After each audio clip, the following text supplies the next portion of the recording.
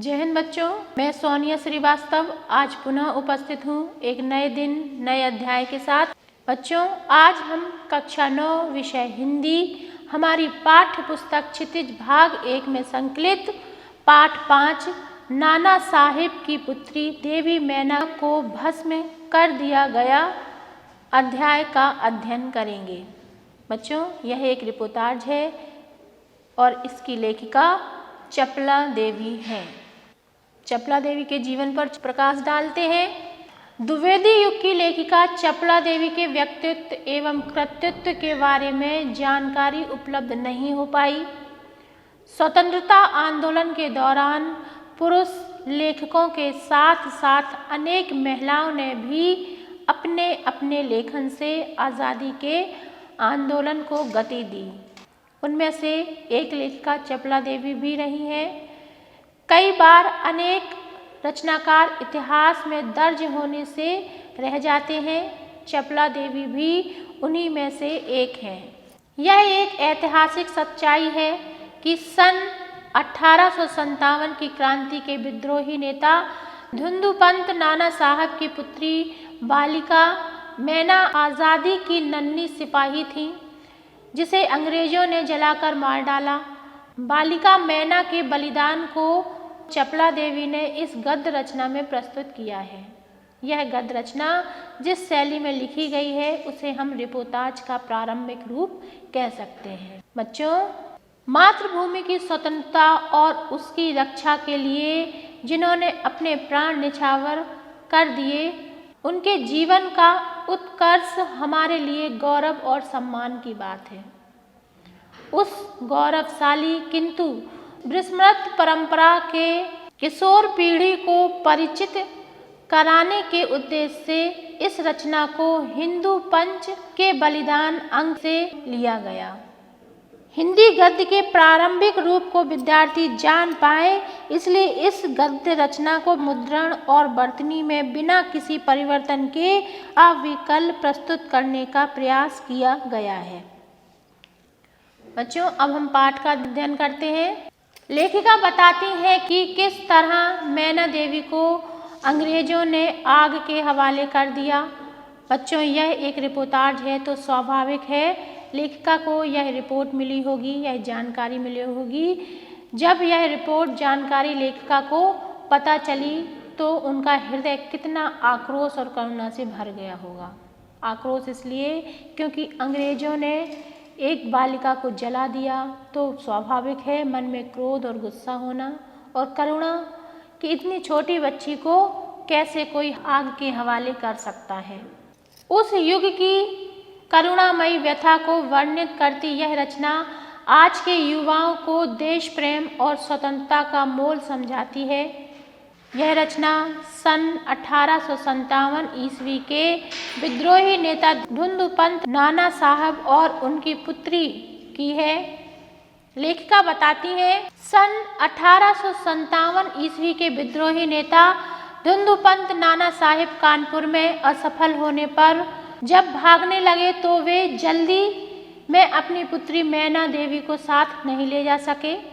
देवी मैना बिठूर में पिता के साथ रहती थीं। वह विद्रोही दमन करने के बाद अंग्रेजों ने बड़ी ही क्रूरता से उस निरपराध देवी को अग्नि में भस्म कर दिया।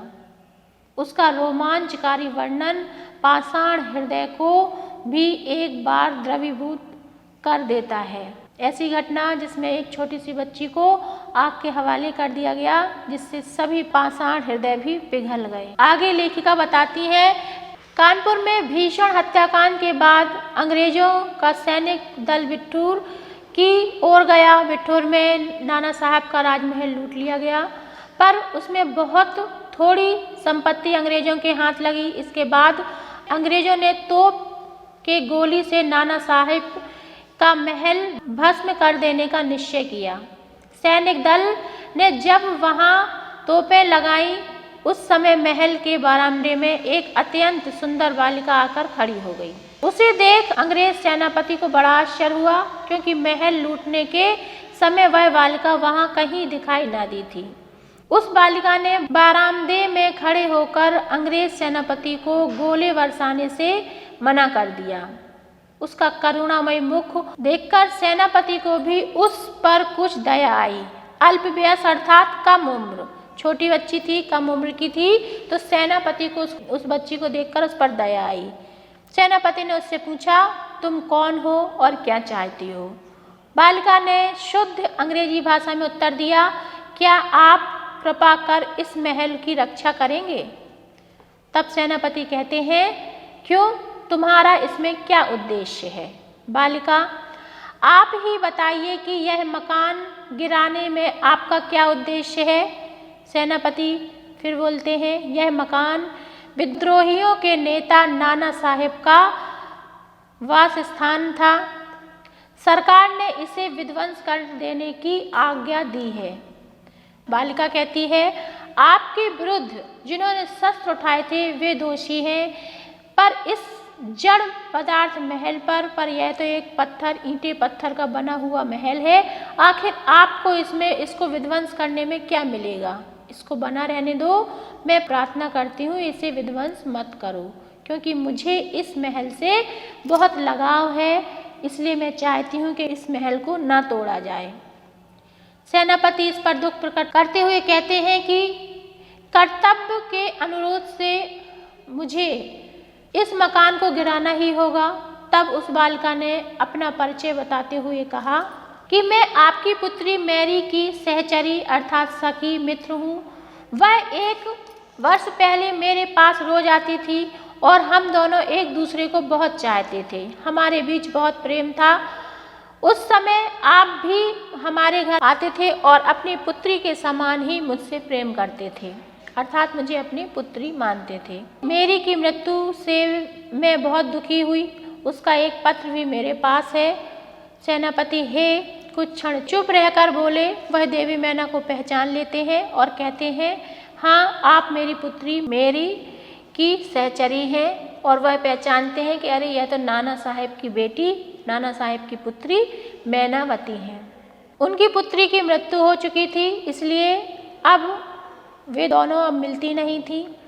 आगे इस पर वह बोलते हैं, पर मैं जिस सरकार का नौकर हूँ उसकी आज्ञा को टाल नहीं सकता, फिर भी प्रयत्न जरूर करूँगा कि ये महल ना टूटे।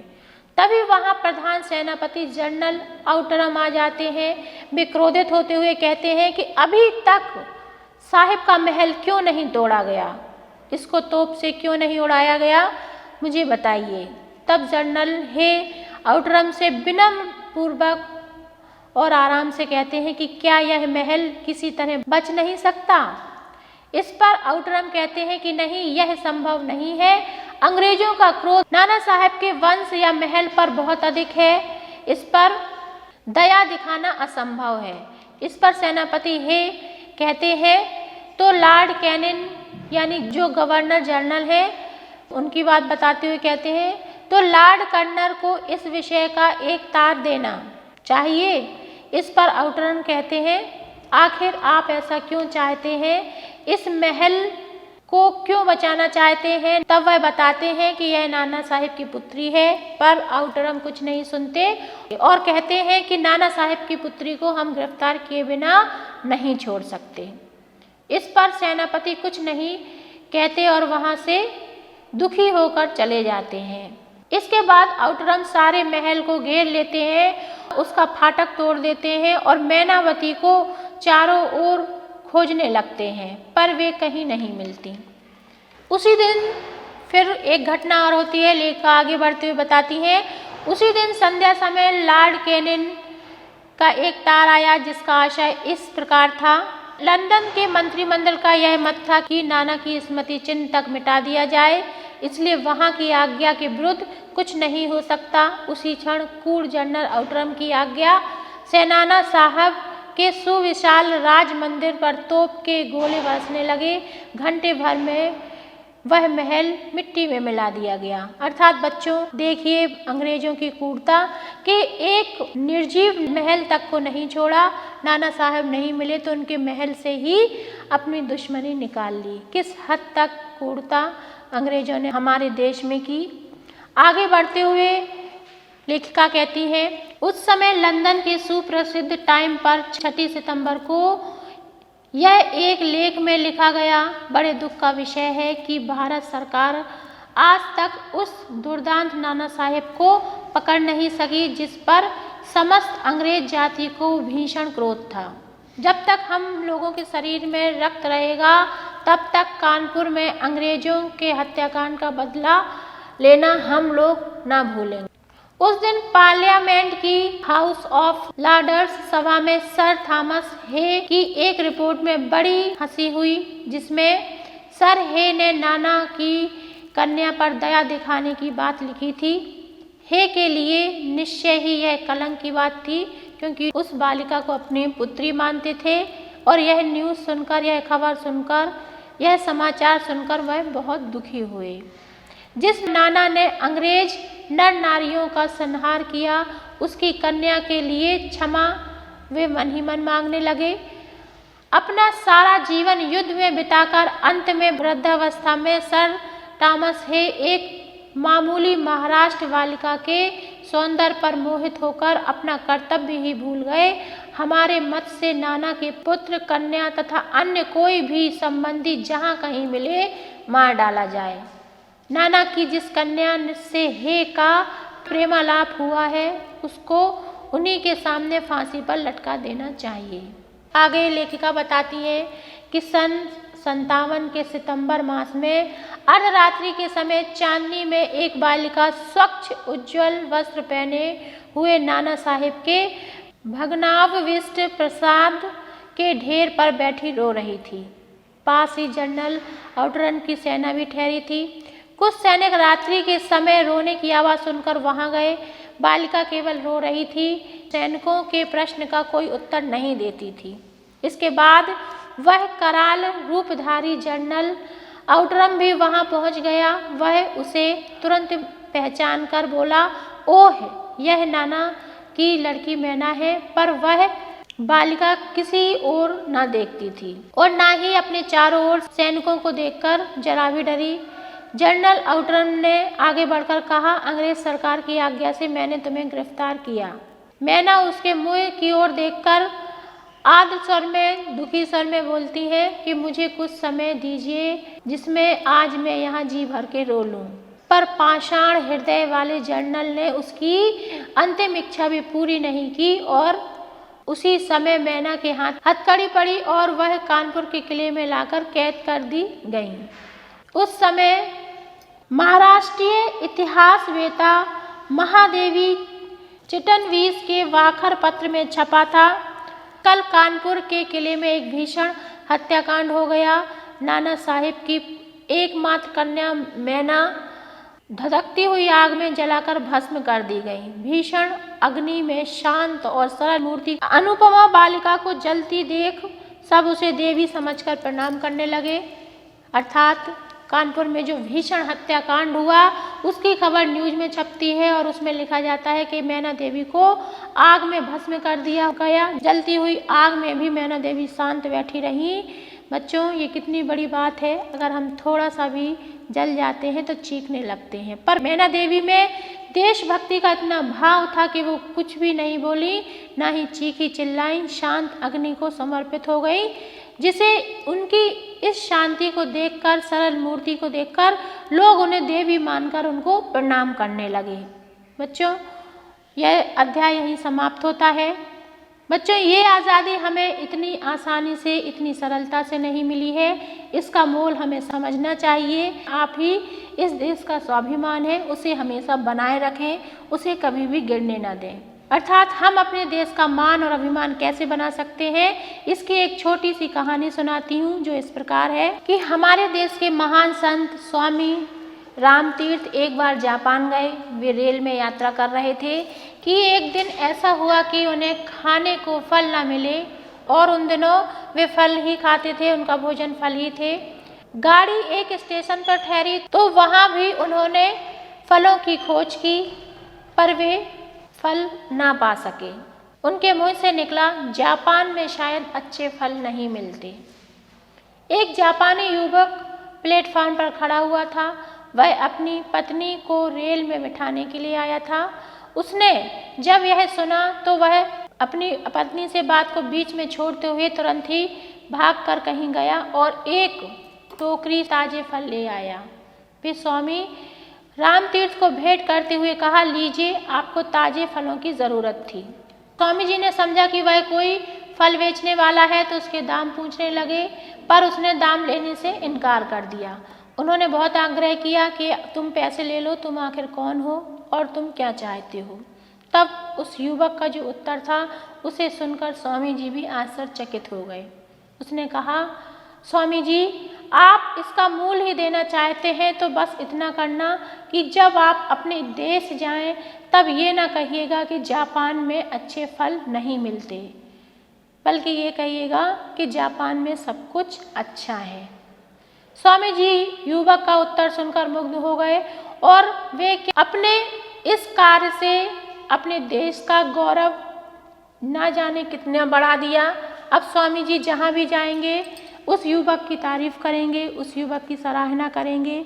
तो बच्चों, एक छोटी सी क्रिया, अगर उन्हें जापान में फल नहीं मिलते तो वो अपने देश आते और कहते, अरे जापान में अच्छे फल नहीं मिलते, पर उस युवक ने उनको फल देकर ये बता दिया कि नहीं, हमारे देश में भी अच्छे फल मिलते हैं। बात छोटी सी थी पर बहुत ही बड़ी थी और बहुत ही संदेश देने वाली थी, शिक्षा देने वाली थी। इस कहानी से हमें ये प्रेरणा मिलती है कि हमें हमेशा अपने देश का स्वाभिमान बना के रखना चाहिए। अगर कोई विदेशी या बाहर का हमारे देश आता है तो उनका हमें भरपूर सम्मान करना चाहिए। उसके अलावा बच्चों, 15 अगस्त 26 जनवरी में हम झंडा खरीदते हैं और जैसे ही ये दिन समाप्त होते हैं तो हम झंडे को इधर उधर फेंक देते हैं। बच्चों, ऐसा ना करें।